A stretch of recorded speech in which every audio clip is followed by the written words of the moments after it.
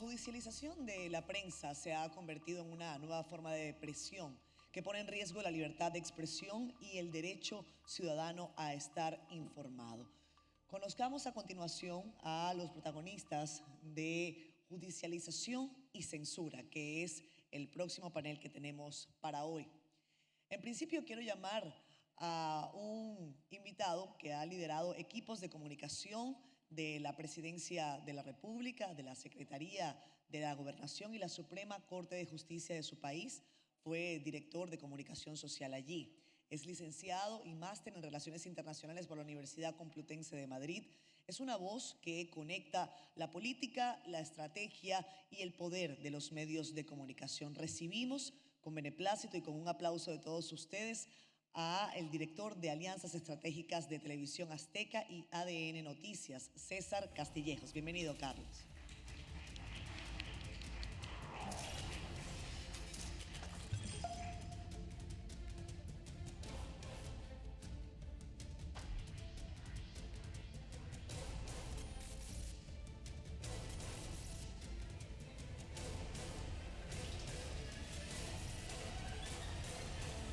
Se integra también al panel el abogado, escribano público y docente universitario, director jurídico de ABC Color del Paraguay.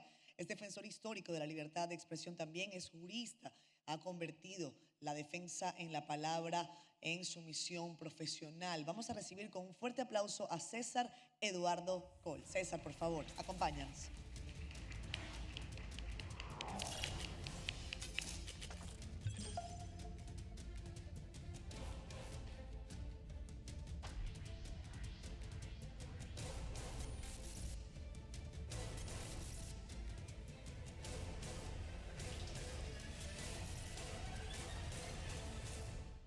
Con una sólida formación en ciencias políticas y relaciones internacionales, la persona de la que les hablo ha combinado gestión mediática con promoción del desarrollo tecnológico en Honduras junto a Unitec y Albit. Es director ejecutivo de Televicentro y vicepresidente de la Comisión de Libertad de Prensa e Información de la Sociedad Interamericana de Prensa. Con ustedes, amigos, Sebastián Pastor. Acompáñanos, por favor, Sebastián, y bienvenido.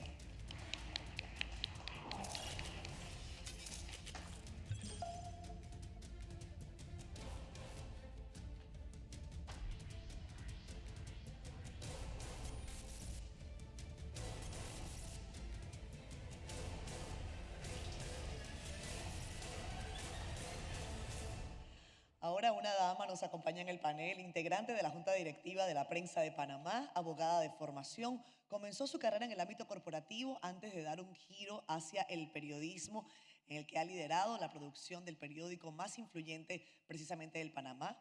Fue presidenta del Consejo Nacional de Periodismo y encabezó también el equipo de la prensa en que participó la investigación internacional, los Panama Papers. Con ustedes, Rita Vázquez.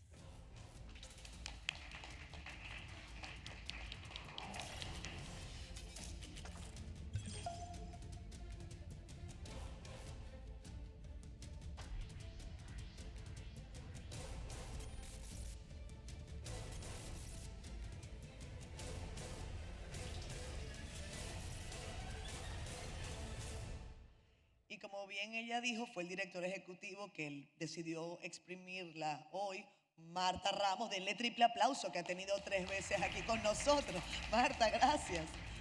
Moderará ella esta siguiente conversación.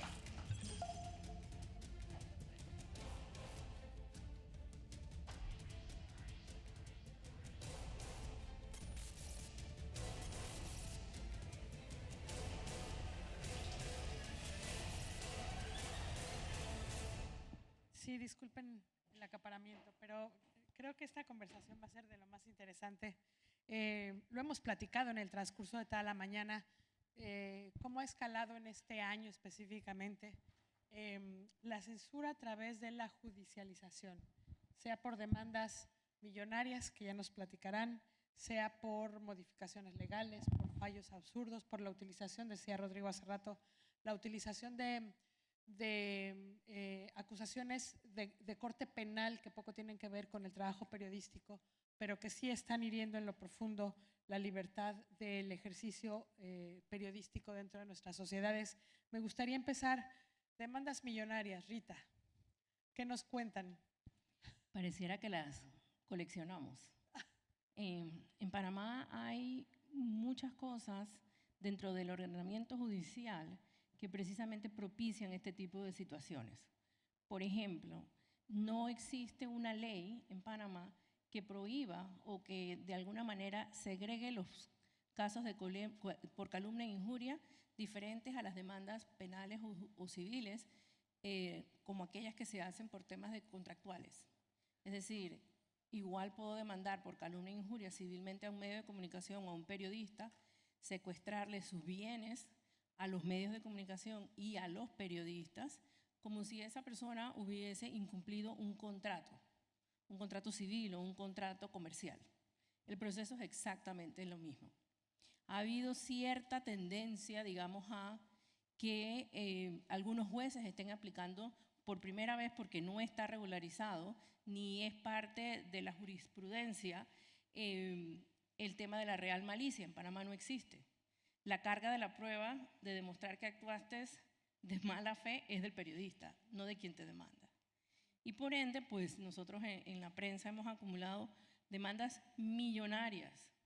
Hemos sido condenados en algunos casos. Afortunadamente, en la mayoría de ellos hemos sido no condenados, pero en el mejor de los casos terminas con un pago por la parte demandante irrisorio en comparación con los montos demandados y la carga económica que para un medio de comunicación, especialmente en la situación económica en que estamos todos hoy en día, resulta excesivamente alta. Cuando haces los check and balances de lo que te costó la defensa versus lo que realmente la parte que te demandó te tiene que pagar, queda tablas. O sea, no es realmente, o en muchos casos termina uno invirtiendo mucho más dinero. Así que es complicado. Sebastián, el desgaste tanto financiero de la empresa como del prestigio, como todo el tiempo que una empresa un periodista en lo particular, tiene que invertir para defenderse de estas demandas que a veces desde el principio tienden a morir, digamos, a no llegar a un fallo en contra del periodista, pero cuyo objetivo es básicamente el desgaste. Y está funcionando. Ciertamente, Marta, Honduras atraviesa una etapa crítica en materia de libertad de expresión y me gustaría generar brevemente un contexto para poder asimilar qué es lo que está pasando en nuestro país.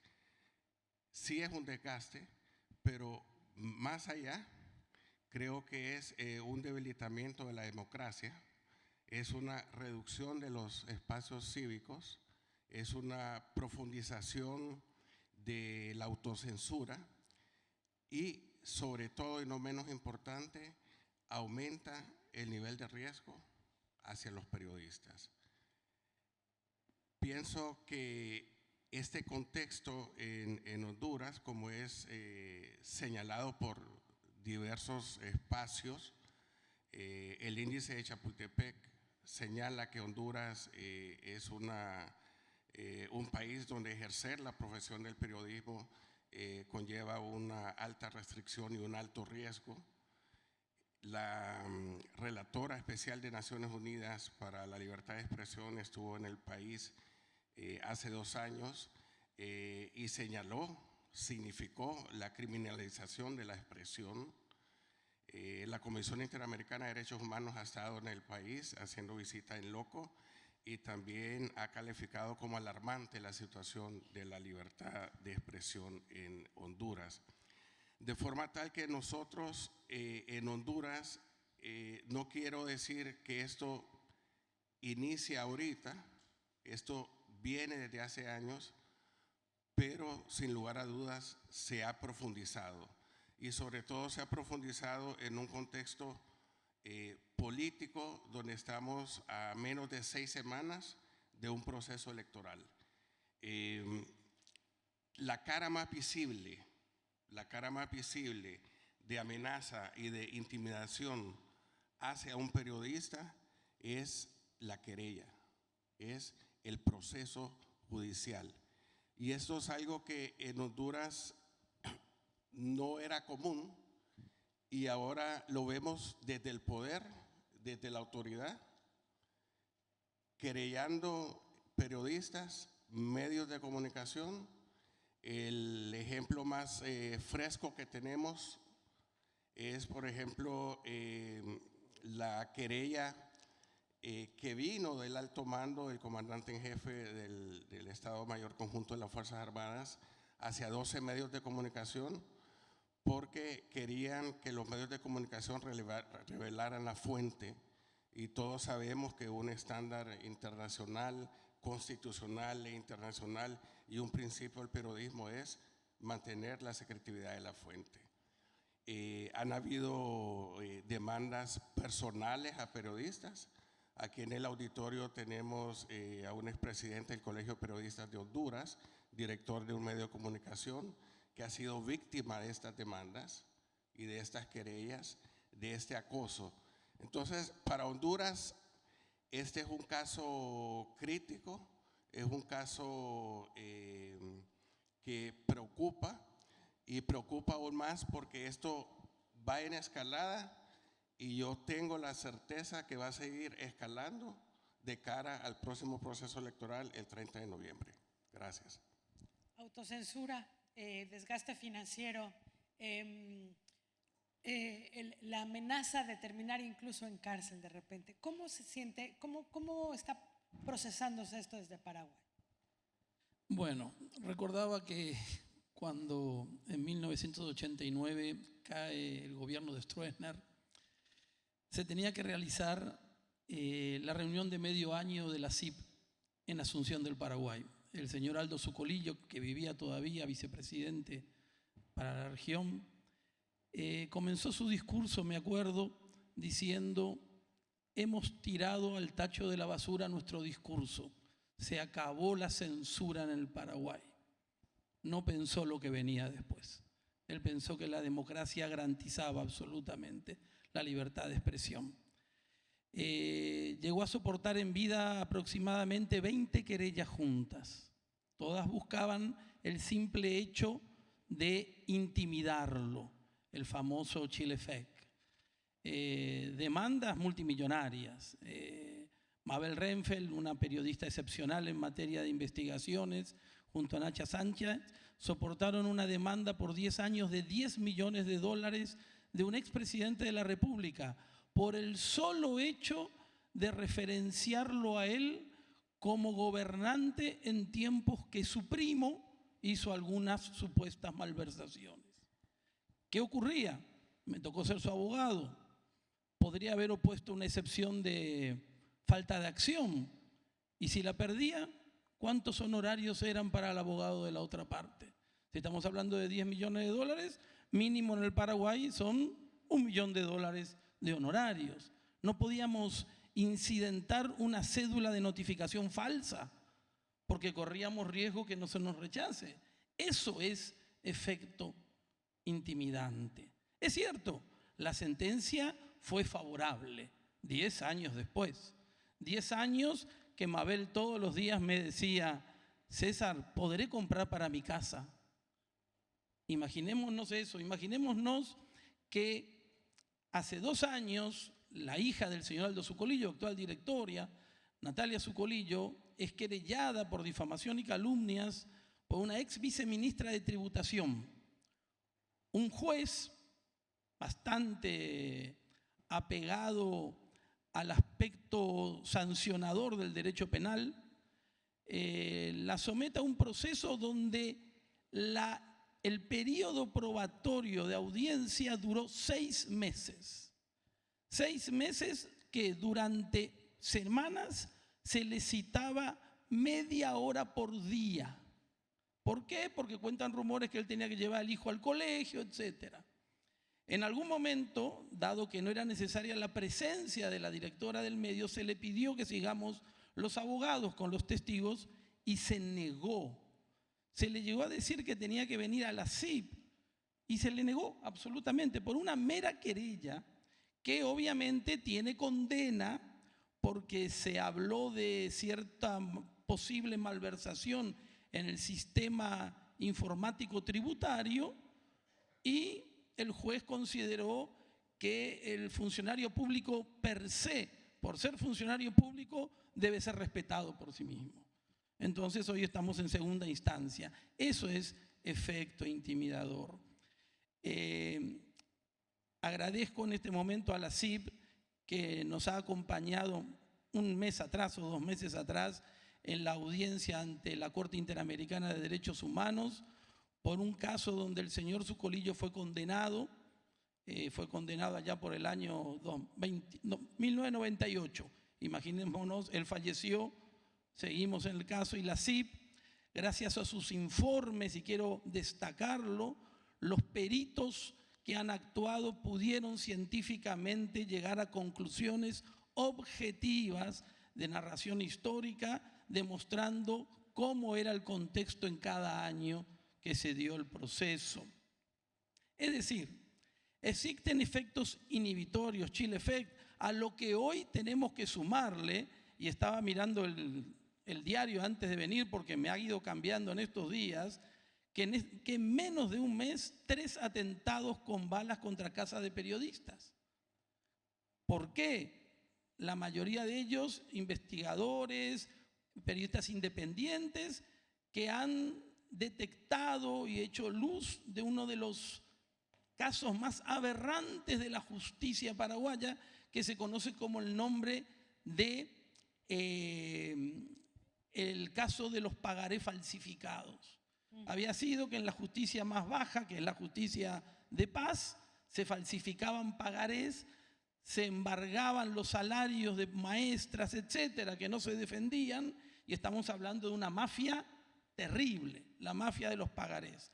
Esos mismos periodistas recibieron balas. Mabel Renfeld en estos días recibió mensajes como "tomá veneno" por publicaciones que hacían referencia a una declaración de una ex empleada de la casa del presidente de la República, no solo de la casa privada, sino también ya de la residencia presidencial, que fue echada porque se le acusó de robar un sobre, aparentemente de $200.000, que se dejó en el quincho y no aparecía. Y la señora dijo: sí, sabemos que cada tanto aparecen esos sobres. ¿No es cierto? Se dio luz eso y Mabel recibe esas amenazas. Pero para poner la cereza o la guinda a la torta, el día de ayer soñábamos que, cumpliendo con la sentencia de la Corte Interamericana en el caso Santiago Leguizamón, iba a darse entrada en el Senado de la Ley de Protección de Periodistas. Pues bien, cuando se fue a presentar, se dispuso que 15 días se suspendía el tratamiento. Lo leemos, un senador dijo: vamos a ver, porque no vamos a crear una casta especial de periodistas. Y otro, el presidente del Senado, dijo textuales palabras: la ley de protección existe para todos por igual. Claro, si existiera para todos por igual, no habría el índice de delincuencia que tenemos en el Paraguay. Todo eso es SLAP, chill effect, y como digo, tenemos que dejar de hablar ya de censura y categorizarla en directa o indirecta. Tenemos que aceptar hoy que ya estamos frente a censura directamente. De acuerdo. Justamente habla del agravamiento, ¿no? Es decir, César, México. Declaraciones internacionales, constituciones garantizan la libertad de prensa, garantizan el ejercicio periodístico. Sin embargo, algo se ha torcido en la aplicación de la ley. ¿Cómo lo ves tú? Gracias, Marta. Buenos días, tardes a todas, a todos. Primero que nada, una vez más, primero felicitarte. Hiciste una relatoría de tu informe de libertad de prensa extraordinario, profundo, y creo que hay que diseccionar muchas de las cosas que tú tocaste en tu informe. Efectivamente, yo vengo a hablarles un poco de México, qué está pasando en México. Y casos como el de nuestros compañeros del Universal, ¿no? Utilizando un tribunal electoral, el tema de violencia política de género, los pretende obligar a bajar una columna de un de un destacado periodista. El tema de Campeche, ¿no? Una medida cautelar donde cualquier contenido respecto a la gobernadora, un juez determina un interventor para que pueda supervisar todos los tweets que mencionen a la gobernadora. Temas como hoy el código fiscal que pretende o ya está, ¿no? Considera que las plataformas digitales estarían obligados a entregar información de los ciudadanos, y pues esto parece sin duda una violenta, primero censura y segundo espionaje de cada una de las plataformas digitales, de redes sociales. Temas como los de nuestros amigos también que están aquí de Vanguardia en Coahuila, donde son acosados a través de los tribunales para poder… ¿Qué está pasando en México? ¿No? En México estamos profundamente preocupados que la judicialización de los procesos quiere callar voces, quiere callar a las voces, principalmente a las voces críticas del régimen mayoritario, donde parecería que solo por tener la mayoría tienen la razón, y solo por tener la mayoría pretenden callar las voces que piensan y que hablan una cosa distinta. Estamos muy preocupados. El caso de nosotros, de Televisión Azteca, de Grupo Salinas, que estamos siendo hostigados, violentados, que estamos siendo exhibidos públicamente, inclusive violentando los códigos más simples de libertad de expresión y de violación de procesos en curso, donde nos exhiben en un modelo de comunicación en México que es la mañanera, donde hemos sido mencionados nada más 219 veces en la mañanera, tanto con el presidente López Obrador como con hoy la presidenta, donde nos exhiben públicamente con mentiras, con calumnias, donde denostan a nuestro fundador y presidente del Consejo, Ricardo Salinas, donde Televisión solo por querernos callar. Y quisiera, si me permiten, esto no me va a tomar más que 2 minutos. Tengo una pequeña diapositiva, que es la primera, que es esta. Quiero nada más mostrarles. Este es el modelo de comunicación que hoy tiene el gobierno. Ahí está, a través de un coordinador de comunicación, hoy coordinador de asesores del gobierno, de la presidencia de la República, han creado todo un ecosistema de denostación pública, de calumnia, de censura, de propaganda política. Ahí está. Y una cosa que está sucediendo también en México que es importante que tengamos en cuenta es todos los medios públicos están obligados a hacer propaganda del gobierno y están dedicados a denostar a quienes piensan diferente. Eso es lo que hoy está pasando en México, cosa que hoy queremos traer a este foro y agradecemos, porque este modelo lo único que está haciendo es minar la libertad de expresión y la democracia de nuestro país. Con esto arrancaría, Marta, nada más para dejarlos picados. Exacto. Rita, esta utilización de revisiones fiscales, juicios mercantiles, que nada tienen que ver con la libertad de expresión, pero que pueden ir directo contra empresas, debilitar, acabar incluso con fuentes de trabajo y demás. ¿Qué tanto has visto tú que se ha ido multiplicando? ¿Qué tanto se ha ido agravando? Bueno, en Panamá los últimos años han ido increciendo. Hemos ido de un momento donde estas cosas eran prácticamente impensables o poco pasaban, a pasar por periodos presidenciales donde las auditorías fiscales contra los medios, pero también los directivos y dueños de medios sucedían. Hemos ido avanzando poco a poco a un periodo otro periodo presidencial en el cual el expresidente Martinelli estaba totalmente en procesos judiciales en su contra y de hecho fue condenado, y durante ese tiempo decidió enfilar toda su batería de de abogados contra periódicos como La Prensa, y llegó a presentar 30 querellas penales. 30 querellas. En Panamá la calumnia e injuria todavía se castiga con prisión.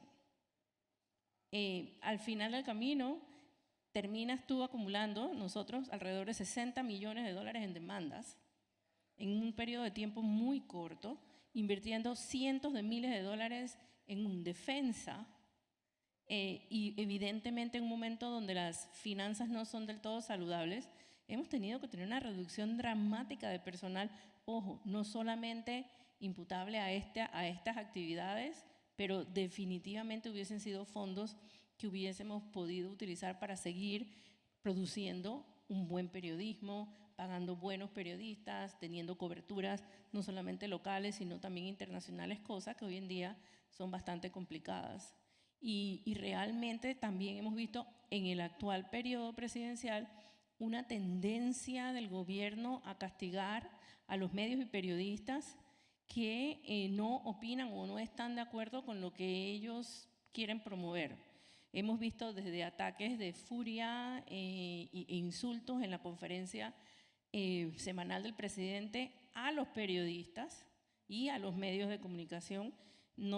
Ni voy muy lejos, ayer el presidente arrancó su conferencia atacando a la prensa. En ocasiones anteriores ha atacado periodistas individuales del diario La Estrella, por ejemplo, y de otros medios de comunicación. Y hemos visto cómo también han empezado también a castigar con publicidad estatal. Condicionar la publicidad estatal. Exacto. Sebastián, mi jefe tiene una frase que es, bueno, ellos se van a ir y nosotros aquí vamos a seguir. La pregunta es, ¿cómo vamos a seguir? Es decir, si toda esta insistencia, demanda, debilitamiento que quieren hacer de nuestras empresas, industrias de comunicación, ¿nos va a ir debilitando poco a poco o vamos en un círculo donde nos vamos fortaleciendo o de quién necesitaríamos apoyo? Es decir, la ley ahí está, pero el Poder Judicial no exactamente va alineado con las leyes que nos protegen. Así es. La judicialización es el arma sistemática de intimidación, de amenaza para silenciar un periodismo crítico. Y en esto yo coincido con Andrés, que hablaba sobre la conciencia ciudadana. Okay. ¿Qué se tiene que hacer? No podemos criminalizar la expresión. Honduras es de los países que cuenta con un mecanismo de protección desde hace una década. Sin embargo, el mecanismo de protección está totalmente desmantelado. En las últimas 2 décadas en Honduras han sido asesinados más de 100 periodistas. El 88% de esos casos está en plena impunidad. Entonces, no se trata de tener una democracia nada más electorera, sino que de gozar de una democracia plena. Y en ese sentido, los ciudadanos juegan un rol fundamental. Yo coincido con Andrés que, al menos en el caso de Honduras, no existe una conciencia ciudadana profunda sobre la importancia de la libertad de expresión, de prensa y de opinión como una piedra angular de todas las libertades y como un elemento esencial para la democracia y para el derecho ciudadano de estar debidamente informado. Entonces, creo que hay que generar esa conciencia. Yo creo que hay que desarrollar campañas regionales de concientización sobre la importancia de la libertad de expresión en nuestros países como un derecho fundamental ciudadano. Se necesita investigar todos estos casos que están en la impunidad, pero también señalar y que aquellas personas que utilizan desde el poder un mecanismo sistemático de intimidación y de amenaza puedan rendir cuentas y ser sometidos a la justicia. Cuando eso suceda, entonces vamos a convertir el círculo vicioso en un círculo virtuoso y vamos a ver cambiado. En este momento, reitero, repito, subrayo, Honduras atraviesa una etapa crítica en materia de libertad de expresión, en un momento fundamental, histórico, esencial para la democracia del país. César, necesitamos un nuevo marco jurídico, necesitamos tener una protección regional, necesitamos recordarle a la sociedad, recordarle a la gente bajo qué principios de libertad deberíamos movernos dentro de nuestra propia sociedad y dentro de ellos la libertad de prensa. ¿Qué es necesario que movamos ahora en un camino, digamos, que nos lleve a un punto virtuoso del ejercicio periodístico? Interesante, porque también recuerdo que allá por el 2002, iniciativa de la CIP, brillante iniciativa, se realiza la cumbre en Washington de la libertad de prensa. Directores de medios de prensa, abogados y miembros de la Corte Suprema de Justicia. Quien lo recuerde, reunió en Washington a casi todo el mundo. En ese momento conversábamos con el entonces presidente de la Corte, el señor Zucolillo hablaba, con el quien también fue un ministro. Al volver parecería que todo se iba a encaminar de manera diferente. En 2 años toda la Corte Suprema fue expulsada porque a un presidente se le ocurrió que había que pulverizar la Corte Suprema de Justicia. Enseguida empezaron a caer querellas como nunca. Es decir, se propuso comenzar con eso y parece que el poder político es el que determina todo. Y claro, en un país donde el órgano de elección de los jueces, el Consejo de la Magistratura, está integrado por políticos. El jurado de enjuiciamiento está integrado por políticos, no políticos solo gremiales del Colegio de Abogados, políticos porque hay representantes del Senado y diputados. Es más, estamos teniendo un caso que está siendo investigado, denunciado también por la prensa, que un diputado llegó a la presidencia del jurado de enjuiciamiento, requisito ser abogado. El problema es que parece que el título era falso. Es decir, tuvimos un presidente del jurado de enjuiciamiento con título falso o aparentemente falso. Tengo que decir aparentemente porque puede extinguirse la causa y bueno, sabemos lo que pasa, ¿no es cierto? Entonces, ¿qué hay que hacer? Concienciar, indiscutiblemente. Primero en las universidades. Lamentablemente, ese dogmatismo kelseniano hace que al abogado le cueste incorporar ciertos principios sobre otros principios. La academia es fundamental, pero también quitarle el poder político a los órganos que determinan la elección y enjuiciamiento de los jueces. Hoy los jueces tienen miedo del jaque.